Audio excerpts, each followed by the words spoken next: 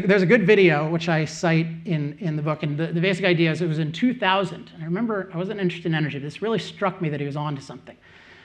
He said, there was this article in New Scientist magazine that said, New Scientist magazine just reported that cars can now run on hazelnuts. And then Jimmy Fallon said, yeah, that's reassuring, because hazelnuts cost like $8 for a bottle this big. You know, what about a car that runs on bald eagle heads or Fabergé eggs?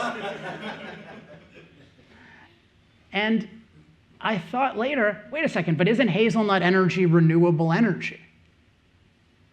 Isn't it renewable energy, right? It comes from the sun. So why is it so expensive? And it illustrates this profound point that we need to understand to evaluate different sources of energy, which is that energy is a process. Energy is not a single material, it's a process. So when we talk about solar energy or wind energy or coal, it can be misleading because the question is, what is the entire process that includes but is not limited to those elements that produces the end product that we want and maybe end products that we don't? So we have to look at the whole process. So all of these different variables, from mining to transportation to disposal. So when people talk about things like zero emissions or no pollution, usually they're only looking at one part of the process. And when people have wildly optimistic expectations about some new source of energy, like let's say hydrogen, they have no idea what's going into manufacturing the hydrogen fuel. They just say, oh, hydrogen's in the air, it's in reality, so that'll make it super, super cheap. So we have to recognize now energy is a process.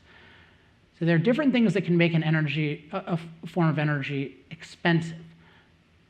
I think the biggest one and the most problematic part of a process is if the process is unreliable, if it cannot generate energy on demand.